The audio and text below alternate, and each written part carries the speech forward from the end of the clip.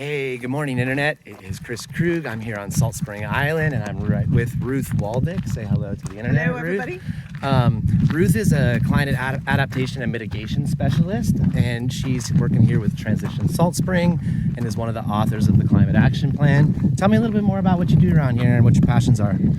Okay, so I'm working with a bunch of different organizations on Salt Spring and other islands, and what we're trying to do is come up with strategies to build community and environmental resilience on our island using the resources and knowledge that already exists in this place.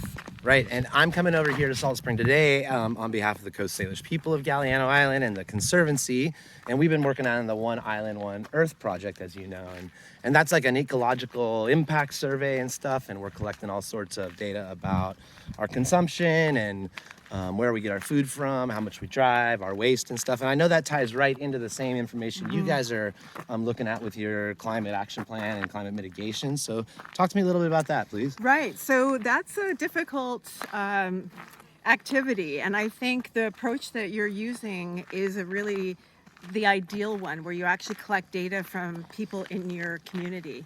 What we had to do, because we're a larger island, is try to get statistics from whatever sources we could. Right. So we had the same kind of problems, that we don't know the proportion of different food types in people's diet, and we don't know how much people drive, and we also have part of our population which doesn't inhabit the island year round. Right, sure. So it becomes, everybody's usage is completely different. it is, and Right. and so it becomes very difficult. And a lot of, so for example, when we wanted to look at food and agriculture, the agriculture on the island, the footprint is very, very low, because we have restorative agriculture practices and very small farms, and people are very conscientious and understand the sites.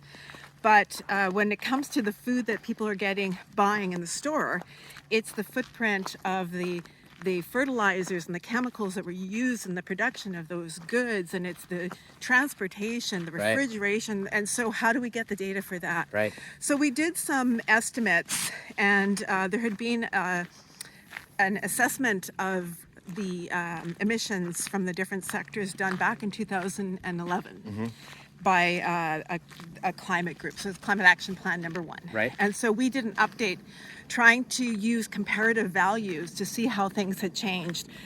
And the long and the short of it is everything has gotten higher. Right. Yeah. And but what's really interesting that we added that wasn't there last time is we added forests. And forest clearing, I'm not sure about Galliano. I understand that you have much more active management within the community of your forests than we do. So between clear cutting, development, and other types of land clearing on the island, we are losing on average something between 7 and 10 hectares per year. Wow. And so this Wow. is accumulating. Primarily due to development. Yeah, and we have some large clear cuts that have happened, and Yeah. on private lands, so it's not under any kind of trackable source. So Right. to get these numbers is hard. So what we did is we brought in some experts in who do carbon emissions calculations and storage calculations for governments, and we had them look at the footprint of a clear cut of mature, we don't have old growth, but mature coastal Second Douglas growth, fir, yeah. forests. And we were absolutely stunned by the amount of carbon that's released from this. So just to give you From deforestation. deforestation. Yeah. So, and then it increases the fire risk Yeah. as well because of the slash and the burning. And then it also affects the hydrological cycle. So it affects our wells and the movement of water.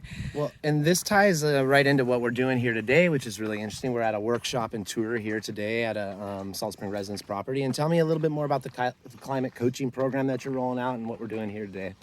The Climate Coach program is really being set up to help people understand where they can have the greatest impact, while also helping them to get access to resources that are relevant for our place, for this area, because the Gulf Islands are very unique, and the way people live here is also somewhat unique. Yeah. So the idea with the Climate Coach program is to do the normal sort of energy assessments and helping people to understand water recapture opportunities and how that benefits them, programs that exist to But alongside support them. biodiversity and ecological Yes. stuff, I know you've got a hydrologist here today alongside the fire Yes. chief and Yes. someone from the Conservancy who knows a lot about local ecologies. And Yes, so the idea today is that we are also trying to expand that to include a footprint, a checklist, not a footprint.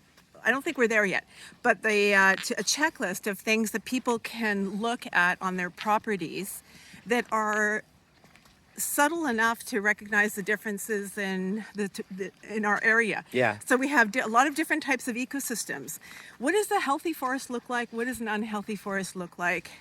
We want to help people to identify that and come up with strategies to reduce their fire risk, to help protect and increase the health of our forests, build resilience. build resilience in Yeah. the forest, increase the well storage capacity. This year we had You're doing inspiring work. It's so good. we had massive number of wells run out of water, and Yeah, so we're in the same boat over on Galliano. We're really taking a close look at water usage and capture, storage.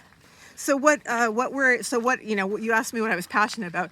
I'm passionate about learning, and so what we're doing is we're learning, and so we're trying to bring together the people with knowledge that normally they apply in a particular way Yeah. together, so that we can figure out the dynamics collectively In that an integrative, cross-pollinated kind of a way. Exactly. Yeah. And so with the fire department, they don't have the necessary background to talk about managing or thinning Conservation. forests and conservation or hydrology. Yeah. And so they're really interested in us investigating this with them. Cool.